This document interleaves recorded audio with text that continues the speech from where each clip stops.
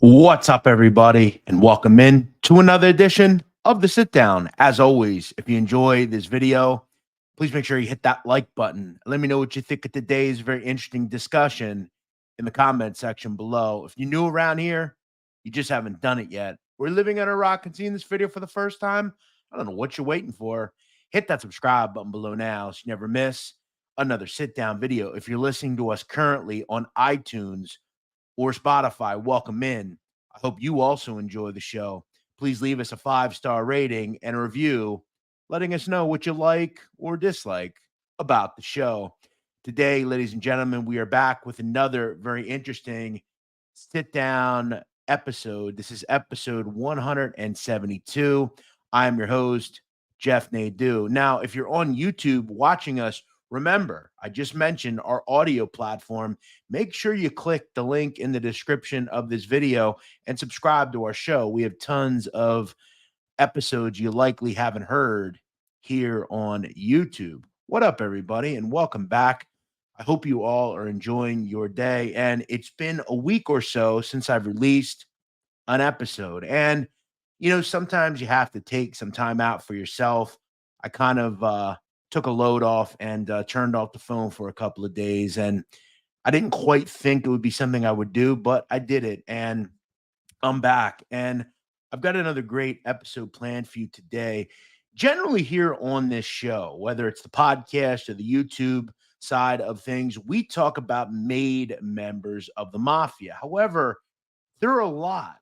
In fact, there are thousands over the years of associates, men who never became made members of the mob. And we've learned, whether it was Meyer Lansky or Joe Watts, these individuals could be quite powerful. Today, though, we're going to talk about a really unique guy, a guy who never became a made man, though was respected, feared, made a lot of money, had some very interesting things happen to him through very interesting people, and a whole lot more.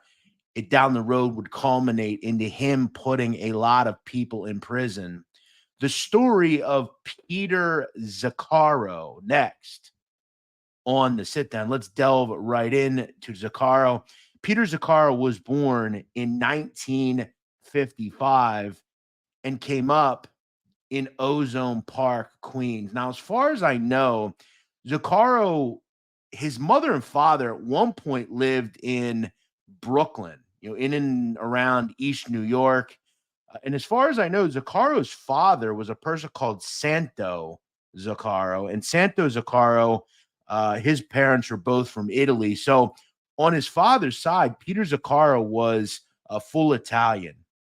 Now, as far as his mother, a woman called Teresa Brown, it's believed that she was also half Italian, but that her father was not Italian. So Zuccaro was mostly Italian. And as far as immigration records would state, both of his parents were born here in the United States. So he was a second generation Italian. It was said that one of his brothers, a person called Stephen, was also a fringe associate, definitely did some things in the street. And I actually heard some pretty interesting stories about Stephen Zuccaro, though this video is not about him. Now, Peter Zuccaro would, by his late teens and early 20s, basically in the early 70s, he was pretty much someone who knew a lot of people around Ozone Park and that he moved in the fringes of criminality. One of the first things that he was involved in was he was involved in a body shop that was located near the Queens Brooklyn border.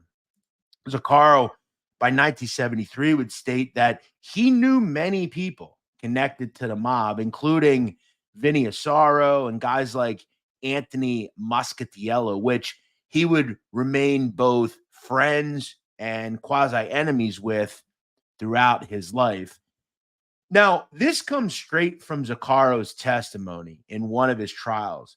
He would say by his early 20s, in approximately 1976, this is where he has his first on record connections with the mob. And what's interesting is a lot of the time, if you've ever heard of Peter Bud Zuccaro, you know of him from being connected to the Gambino crime family, but it was actually the Bonanno Crime Family that he was first on record with.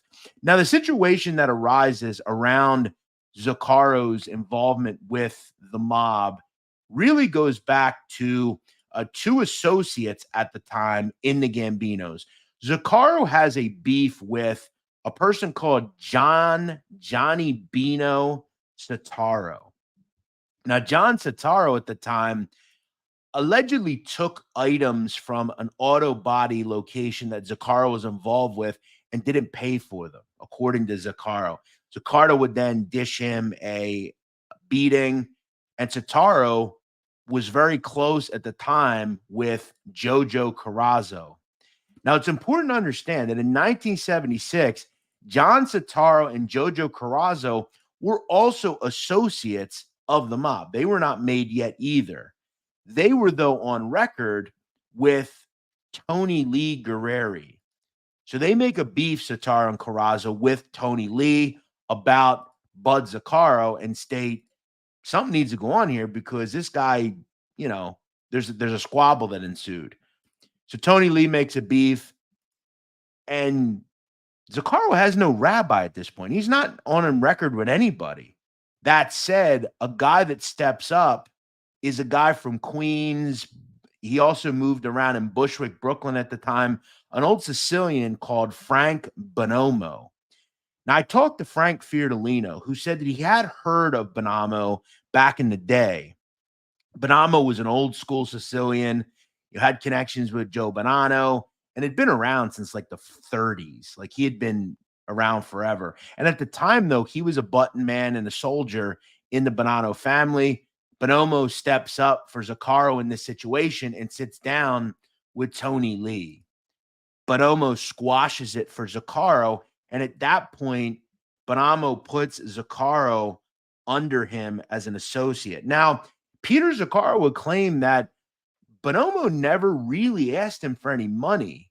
The only thing he asked Zuccaro to do was, be kind of muscle for him if he ever needed something.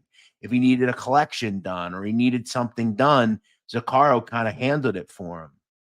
Zuccaro developed quickly a reputation for not only being a guy who could make some money, but he was also a pretty vicious guy. He did what he had to do. He had no problem, slapping somebody around, dishing a beating to somebody.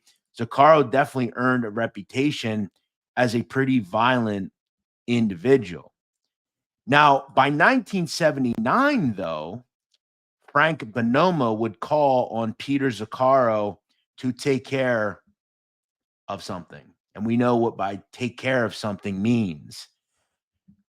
This story has been jumbled over the years. However, I believe, and again, Zuccaro, whenever I read testimony or I look into a person who became an informant, I've always said you have to take everything with a grain of salt, right? Because in the end, it's just them dishing out what they remember happened, or maybe they forgot something and didn't include it, or maybe they make them out to be something they're not.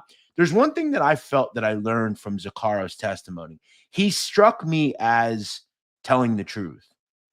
Now, as I'll get in, and this is something that needs to be made clear, Zuccaro would state on the record that most of his mob career as an associate, he was a functioning user of narcotics. So again, some of these stories can be distorted. That said, I'm going to talk about when Bonomo calls on Zuccaro and other people to take part in a whacking.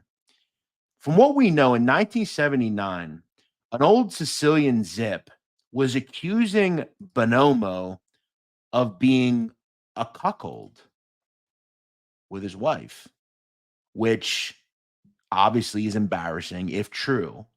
Now, we don't know if it was true or not, but this Sicilian associate was putting it on the street that Bonomo was a cuckold, which as a mobster, you don't want out there, whether it be rumor or not. Now, the associate was named Settimo Favia. He was an old pizza owner. He's putting it out there. Bonomo's furious, and he instructs Zuccaro and a person called Frank Butcha to take care of Favia. In fact, Bonomo drove these two guys in a separate car to where Favia lived, Butcher did what he had to do. Zuccaro drove the getaway car. So remember, for Zuccaro, the goal was always to become a made member, and he was putting in work. He was taking care of things for mobsters, and he believed that down the road, this would make him an initiated member of the mob. So again, by 1979, he's, in his he was what, 24, 25. He's taking part in whacking somebody. So check that off the bucket list if you're in the mafia, right? Now, one of the long-standing feuds that Peter Zuccaro gets in over the years is with Vinny Asaro. Now, many people know Vinny Asaro. I've talked about Vinny Asaro on this channel. I'll link the video here. I think he's one of the more interesting mobsters of all time. He actually just recently passed away over the last year.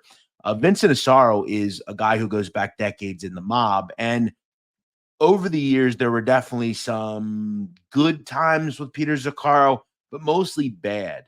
One of them is a story that's been told before that Zuccaro talks about in his testimony.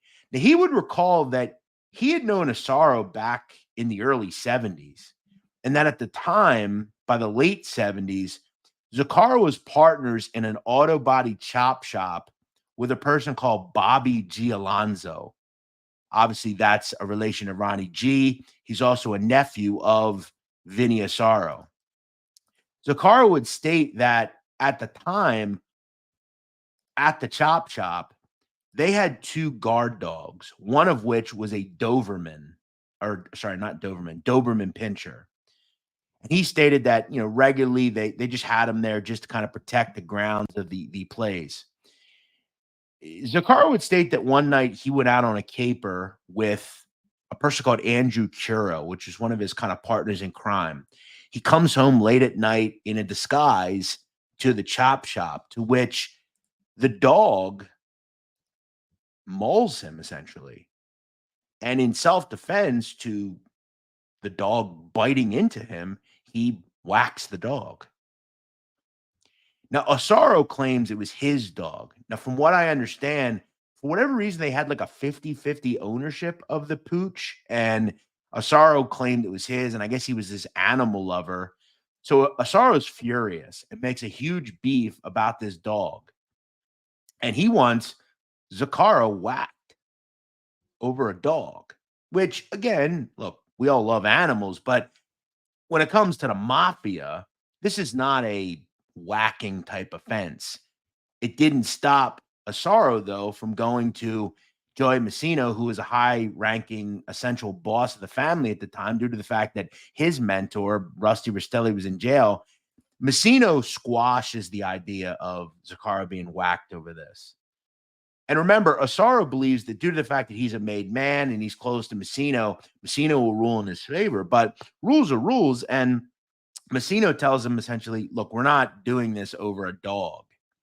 And throughout the years, Asaro was putting it on the street that, Zuccaro had, substance abuse problems. And this would kind of go back and forth for a while. And down the road, one of the people that Zuccaro testifies against is Vincent Asaro, which I'll get to. Now, I want to get to where John Gotti connects to all this, because one of the things that Zuccaro did over the years is he was a free agent, if you will. He did work for other families too, even though his skipper and guy that he kind of reported to, Frank Bonomo, would tell him, you shouldn't be doing work for other families. Now, Bonomo was old school, and he could have kind of said, hey, look, you're with me. Don't be doing work for other people. But on the sly, Zuccaro was someone who was kind of a bon vivant. He knew all sorts of people, and he was taking part in doing things for other people. In the late 70s, Zuccaro states that John Gotti summons for him and that he needed something taken care of. Around that time, John Gotti's daughter, Victoria, was dating a person called Carmine Agnello, aka the Bull. And I've also done a video on him. You can find it on my channel. It was uncovered by John Gotti Sr. that Victoria was being abused by Agnello. Obviously, that's a huge no-no in any level. But when you're John Gotti, who is a made man in the Gambino family at the time, you don't do that sort of thing. So Gotti summons multiple people to a location and instructs them to beat up Agnello and, you know, make sure he doesn't do it again. Now, Zuccaro would state that alongside his pal Andrew Curo, as well as Charles Carniglia, they would not only beat up Agnello, but shoot him. And they would not kill him, obviously, but wound him. And the thought was they were sending Mr. Agnello a message to not do this again. It was common knowledge. And if you know anything about John Gotti, he was not a fan of Carmine Agnello.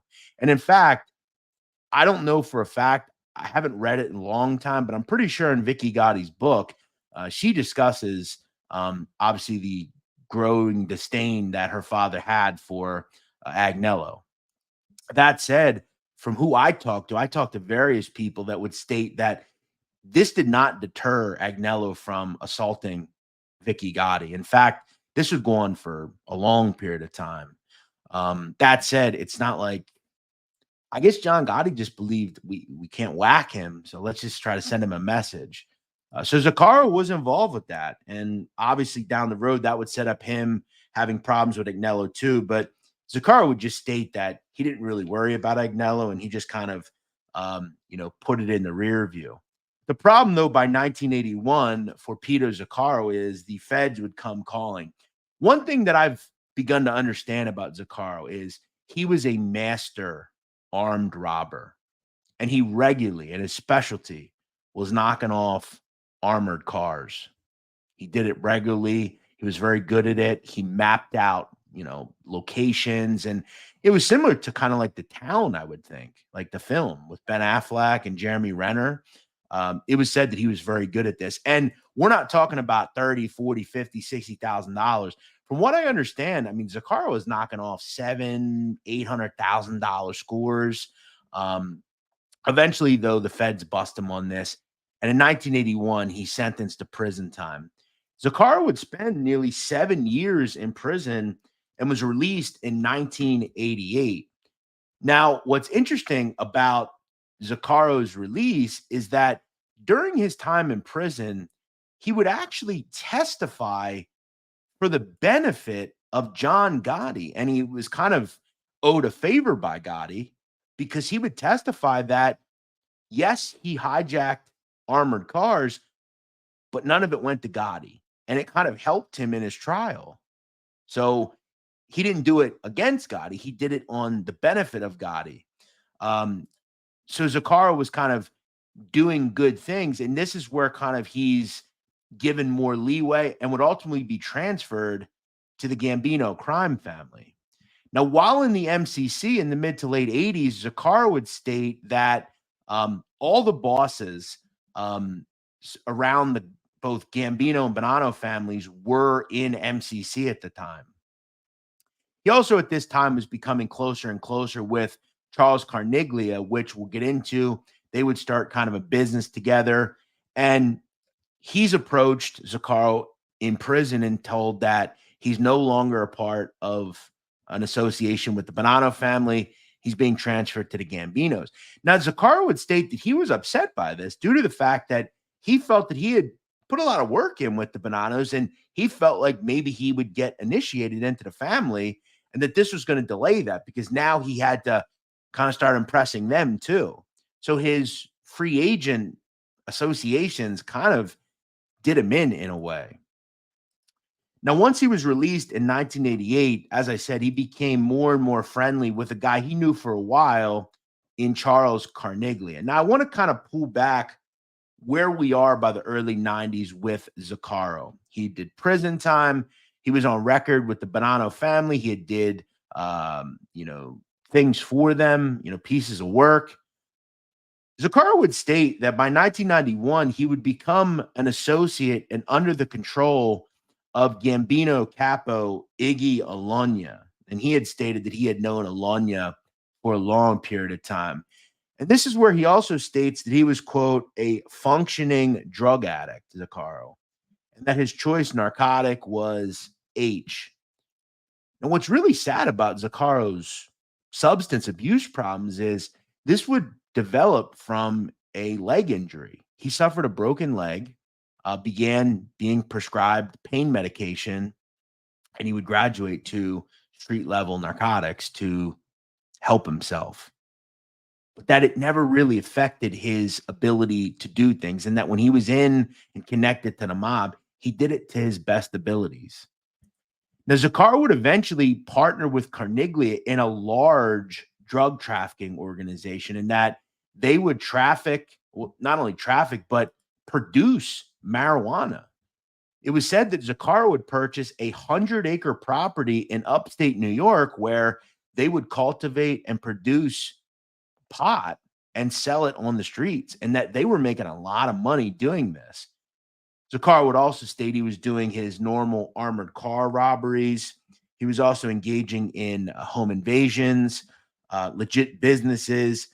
He was doing everything he had to do. Still, though, not a made member of the mafia, and that he just kept his head down and earned. And he had the backing of the mob if he needed them.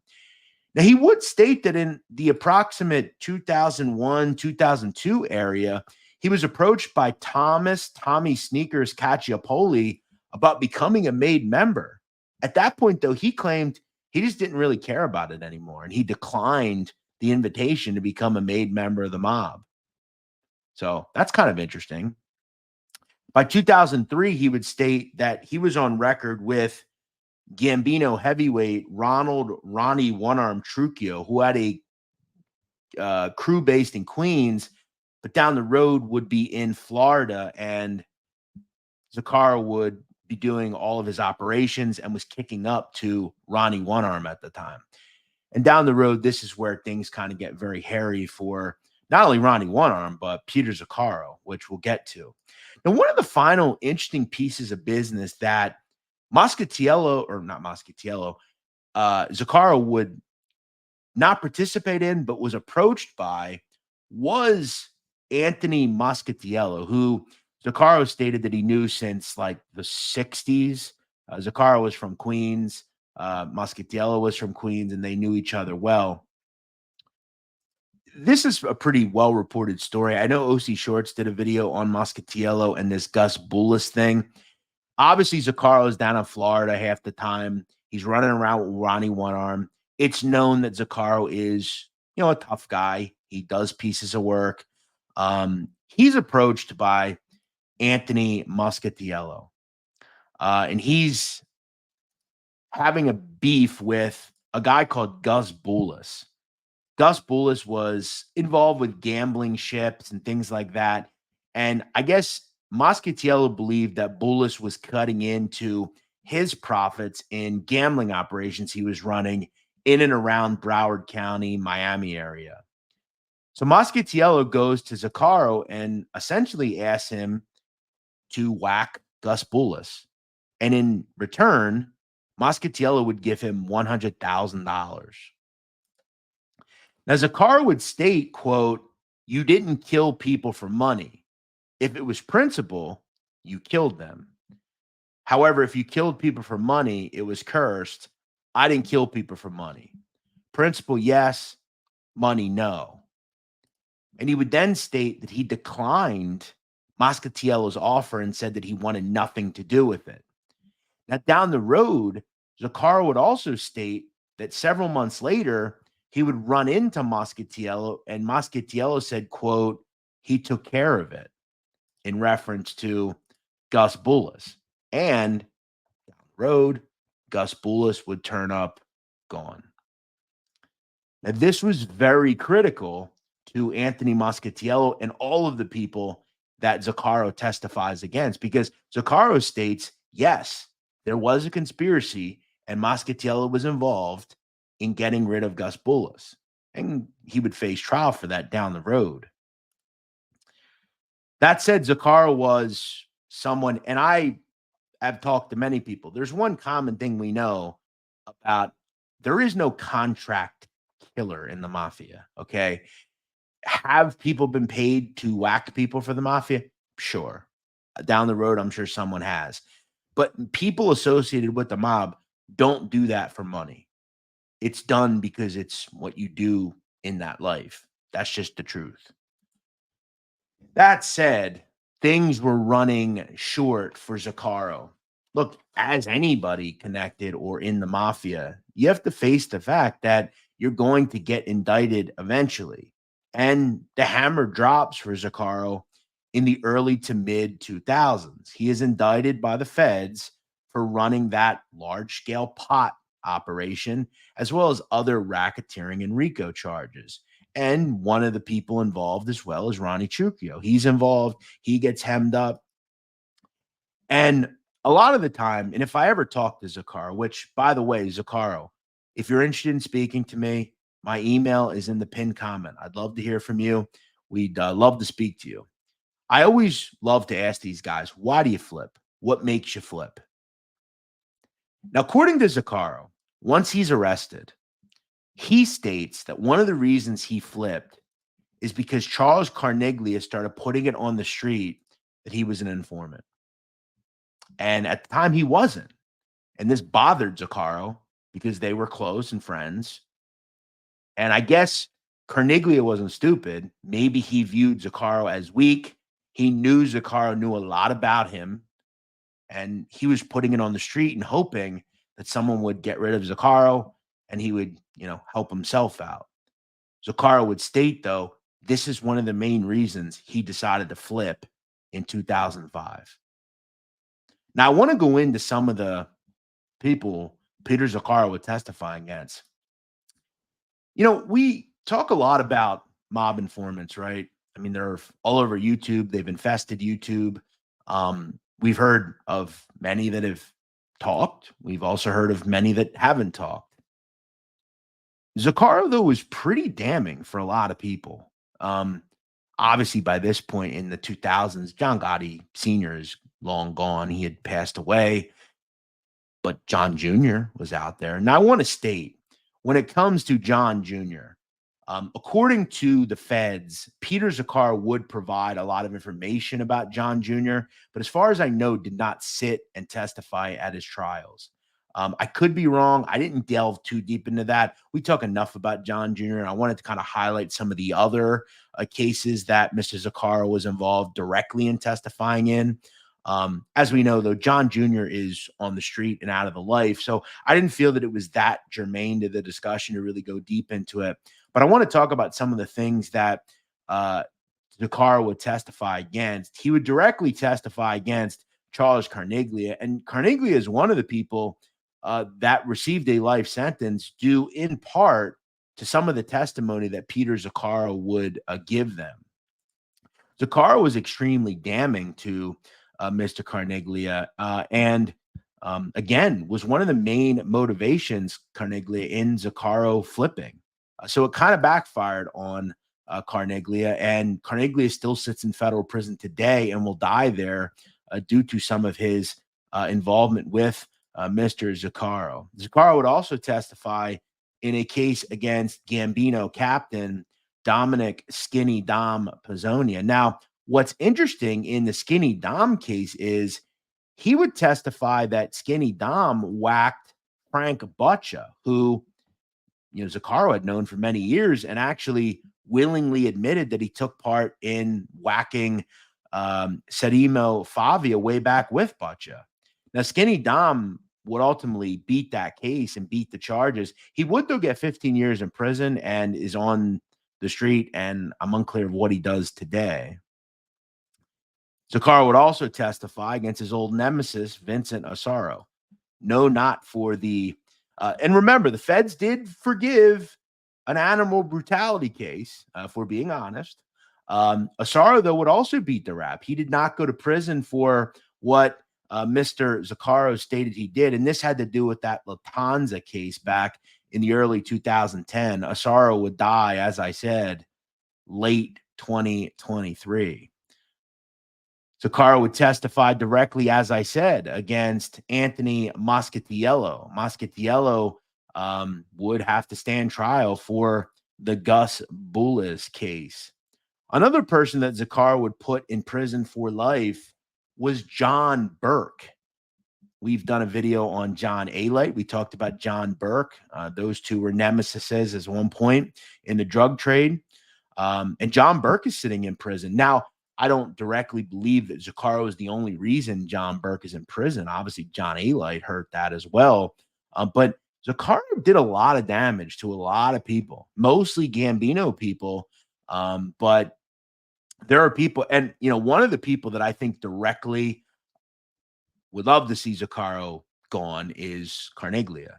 Carneglia, in his deceit, by putting it on the street that he was an informant, Zuccaro, I think signed his own life sentence. I think if he'd have just shut up, maybe he could have gotten lucky. Who knows? I doubt it. But Carneglia was really done in by Zuccaro. That hurt him for sure. Now, it is known and common knowledge that at one point, Zuccaro was living under the alias Nick DiMaggio. And as far as I know, this is the only known photo of Peter Zuccaro. Over the years, Peter Zuccaro had been indicted and did prison time for many crimes, one of which, as I said, the armed robberies. But Zuccaro is still alive, as far as I know. He is 69 years old, and I will say, I do believe I know where he lives today. That said, I won't put it out there. I'm sure there are people that know where he is, but I'm not going to put it out there. Obviously, times are much different now. And at 69 years old, if he is still around, which I have no reason to believe he isn't, Zuccaro doesn't worry much about justice being given to him. Remember, I mean, John Alite's around, all sorts of guys are around. I do, though, always find it pretty honorable, if there is something to be honorable about in being an informant on the Mafia. Zuccaro has never talked about anything. He's still somewhat young. I mean, he's not like 85, 90 years old. He's only 69 years old. And you talk about a guy who, in the end, I mean, made money, did things, really didn't do much prison time, and really never answered much to anybody. I mean, this is a guy, Zuccaro, who, let's think about as we wrap up all the things that he did, right? I mean, was involved in a weird animal brutality case with Vinny Asaro, did favors for John Gotti on behalf of John Gotti's daughter. This is a guy who, sold a bunch of pot, was a functioning addict, did all sorts of things. And as I end, this is one of the really fascinating things about mobsters and really criminals in general that cooperate and we never hear from again. Just think about this for a second. Peter Zuccaro is somewhere. I think this could be a bad example too, because Zuccaro is in the New York area. Like, I'll just be honest, as far as I know. It's not like he lives in Kansas, but it's the growing interesting thing that, like, Zuccaro just kind of operates that he's just a regular guy, right? And there are probably people that have met him and have no idea his past. It's kind of one of the interesting continued thoughts on informants. You go outside, right, on a nice sunny day and you see your neighbor and you just assume, hey, there's Joe. Hey, Joe, how you doing? Joe could be a guy who at one point was, an associate of the Mafia, like Peter Zuccaro. It's all quite fascinating, but that's the story of Peter Zuccaro. I think, and I mentioned this in a community post that I put out about Zuccaro and that video that I had coming out today. He's super unique. I'll give him that, right? I mean, just a guy with a boatload of stories. And again, I will invite Peter Zuccaro to contact me, the sitdown777 @gmail.com. If you ever want to share your story, I would love to hear from you. Just a guy with something fascinating to talk about. That's the show for this week. Obviously, if you're on audio, we have pretty long episodes. This is a longer YouTube video, and I'm not mad about it. It's good to be back. I definitely feel refreshed. I feel like $1,000,000. So I hope you have a great week, a great weekend. We will be back next week with yet another great video. People have asked me a lot about, do I have any interviews coming up? I am putting some finishing touches on confirming some interviews, some of which guys that you've likely seen on YouTube and some that you've likely not seen on YouTube. I also will just tease something, and I'm going to kind of just put it out there. I am working on a new segment I'm going to have here every week. I am going to put the Gamora stuff out here next week, but we're also working on a weekly show. It's going to be about 20 minutes a week with Louis Casman. It's going to be called Casman's Corner, I think. We're just going to talk about stories. I know people have liked to hear from Louis, so we're going to start that. Kind of put the groundwork into that, and that's something you can now expect on the channel as well. So a lot of cool things coming. Thanks for watching today, and we'll see you next time here on the Sit Down.